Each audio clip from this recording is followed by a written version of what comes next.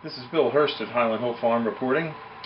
A couple days ago, the Obama administration decided to starve little children in America.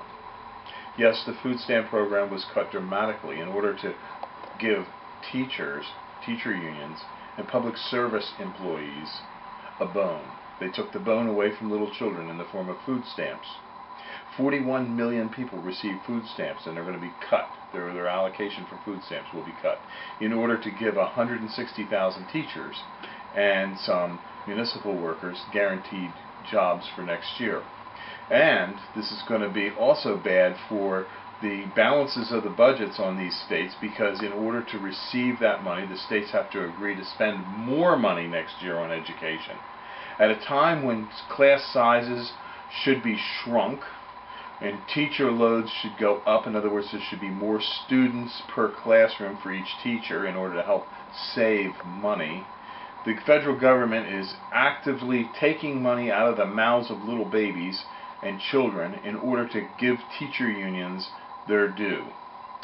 Now, this is bad because what it shows is that the Obama administration cares more about a voter and getting a voter and their constituent group behind them than small children who can't vote. Now, maybe a child votes in 20 years or 10 years, but they're not going to vote in the next election. So the Obama administration won't pander to them. So this is another example, a blatant example, of the Obama administration playing politics with little children and their health and their welfare. They talk the talk about wanting everybody to have health and welfare and, be taken care of. But when it comes time to putting food on the table, they take it away. In fact, when it comes time to putting food on the table, Michelle Obama goes over to Spain with so-called 40 friends and 13 limousines and 2 helicopters and probably 400 Marines stationed offshore to help rescue her if she runs into a problem.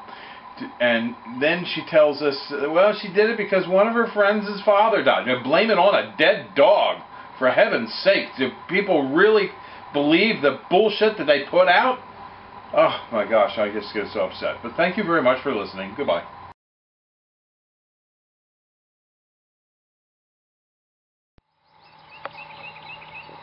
This is a close-up of foliage of a Leland cypress. Leland cypress foliage is one of the nicest colors you can have in your landscape. It's considered to be a bluish green. And if you look at the stems, you can see the stems here that are being formed have a little bit of a purple cast to them. This is an actively growing plant. It's actively growing at this time of the year. And it's probably growing pretty near a half an inch a day. It's really pushing out some real rapid growth. These are growing rapidly because we have a drip water system on them. And you can see the drip lines down in there. And they're fed to different zones through a controller. We can just turn one zone on.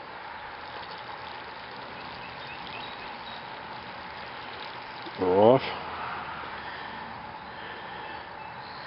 These are our 3-foot Leland cypresses at Highland Hill Farm on Route 313 in Fountainville. We have some 4-footers and 5-footers here. We also sell them balled and burlapped. We're located on Route 313 in Fountainville, PA. We're approximately 1.5 miles from Doylestown in Bucks County. And here's some more trees and shrubs and plants that we grow here at Highland Hill Farm.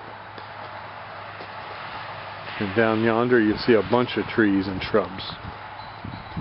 There's some beautiful roses here today.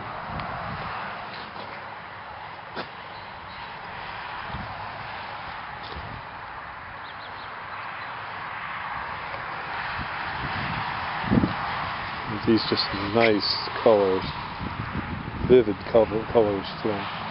Here's a beautiful orange colored rose.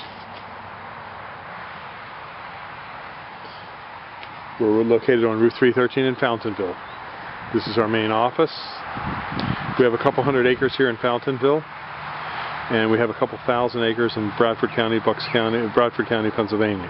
So give us a call at 215-651-8329. Thank you. This is a wintergreen boxwood. This video is just to show you the foliage of this wintergreen boxwood. If you can look carefully inside, you can see the darker foliage of the old growth and the lighter yellower growth of the new foliage. The new foliage will darken over. It's a nice idea to take the foliage and trim them back slightly each year. It gets better airflow into the plant and makes for a hardier, healthier plant. We're located on Route 313 in Fountainville, PA. We sell thousands of trees, plants, and shrubs. We specialize in a lot of deer-resistant plants, and this is, of course, a great deer-resistant plant. Green Mountain Boxwood likes sun but can take a little bit of shade, and it's very cold hardy. We do deliver and plant these up and down the East Coast for you. Our website is seedlingsrus.com, and our phone number is 215-651-8329. Here in Fountainville, we have a couple hundred acres, and we have a couple thousand acres in Bradford County near Milan, PA. So give us a call at 215-651-8329. Thank you. This is a block of 4-foot Leland cypresses. As you can see, the yardstick goes up to 3 feet, and then there's at least 2 feet on most of the tails of these cypresses. We've got about 500 of them in this block right here. You can come pick them up.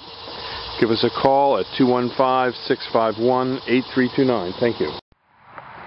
This is the foliage of the Steed's Japanese holly. We're here at Highland Hill Farm on Route 313 in Fountainville, PA. This is a holly that is known for its great color. It will get about 8 foot high, maybe 4 foot wide. So it can be used as a nice little hedge, a nice little green hedge. The one problem you might have in Pennsylvania, New Jersey, New York area is that it is susceptible to some deer damage. We're located on Route 313 in Fountainville, PA. We have thousands of trees, plants, and shrubs for you here at our nursery. Yep. And it has that striking chartreuse foliage, spring singing. We're growing on a couple hundred acres here in Fountainville. And we also have a couple thousand acres in Milan, PA, in Bradford County near Towanda, or Elmira, New York. So give us a call at 215-651-8329. And again, this is the Steed's holly I wanted to show you, and the foliage of the Steed's holly. Now notice here the new growth is a little yellower and the older growth is darker green. That's typical. And when you have an older plant that is a little more open and airy, and this is a more open and airy one, you can see some of the yellowing on the interior. That's typical of evergreens. They're getting ready to. This one's getting ready to flush. This one was outside during the winter months, and those were kept in a greenhouse. Both of them are in good shape, not a problem, but just to show you the differences in what you can expect to see in the hollies. Give us a call at 215-651-8329. Thank you.